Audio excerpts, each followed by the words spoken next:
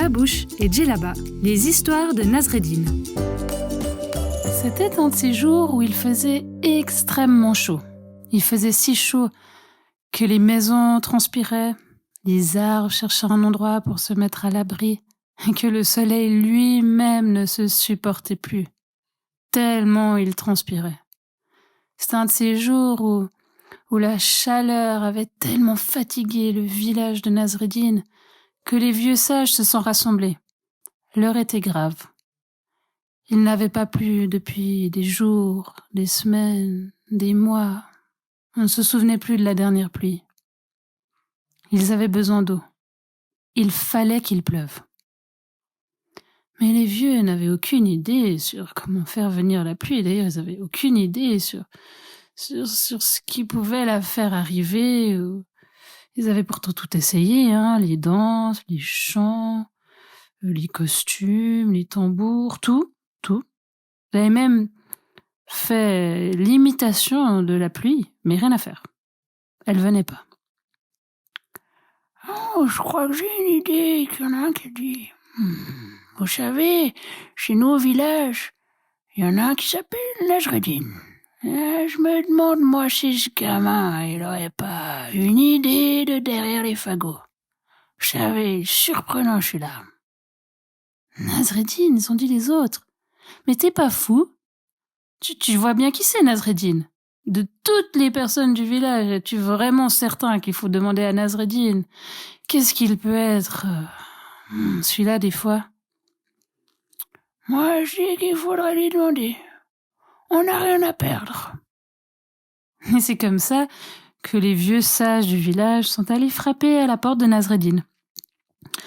Quand il lui a expliqué la situation, Nasreddin a dit que la seule chose qui lui venait à l'esprit, c'est qu'il avait besoin d'une bassine d'eau. Les vieux sages le regardent. Est-ce qu'il n'a pas compris la question, là, Nasreddin? On est en train de lui dire qu'il n'y a plus d'eau, justement. Il peut pas demander une bassine d'eau. Nasreddin regarde ses pieds et se frotte les mains sur sa djellaba comme s'il avait de la farine sur les doigts, alors qu'en fait, il n'en avait pas. Il dit que oui, en fait, il aurait besoin d'une bassine d'eau. Alors les vieux sages s'en vont frapper à chaque porte du village en demandant le peu d'eau qu'ils auraient s'ils ne pouvaient pas les lui donner. Nasreddin se retrouve donc avec une petite bassine pleine d'eau. Il enlève sa djellaba, la trempe dans la bassine. L'eau commence à devenir sombre, noire, opaque. Un vrai ragoût brun. Oh, disent les vieux, mais c'est pas possible ça. C'est l'eau du village.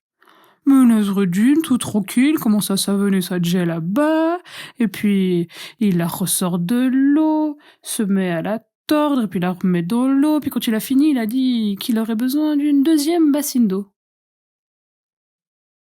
Il le regarde, ne sachant pas s'il est fou ou juste complètement débile. Mais Nasreddin insiste, il aurait besoin d'une deuxième bassine d'eau. Faites ce qu'il dit, je vous dis, ce gamin est surprenant, faites ce qu'il dit. Et alors les vieux sages du village s'en retournent, frapper à chaque porte pour demander le peu d'eau que les gens avaient caché. Ils reviennent avec une minuscule bassine et un filet d'eau, et Nasreddin se met à rincer sa djellaba dans le petit filet d'eau. Quand il a fini, il la sort, il la fait fouetter, claquer dans le vent, et il accroche à un fil, avec 2 pincettes. Mais au moment où il accroche la deuxième pincette, une ombre énorme se forme au-dessus de lui, les nuages arrivent, se posant les uns sur les autres, s'entassant dans le ciel.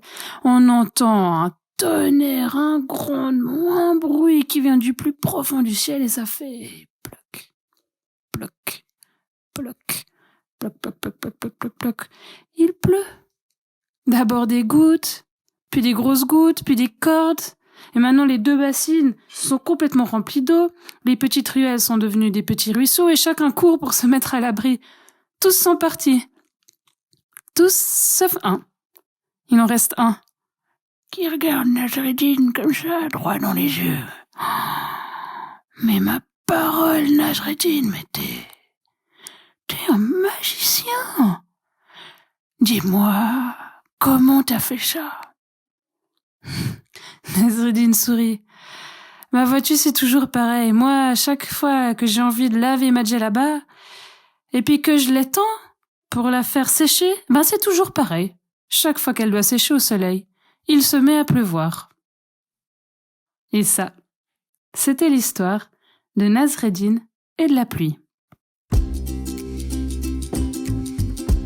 Babouche et Djellaba, les histoires de Nasreddin, racontées par Stéphanie Marche.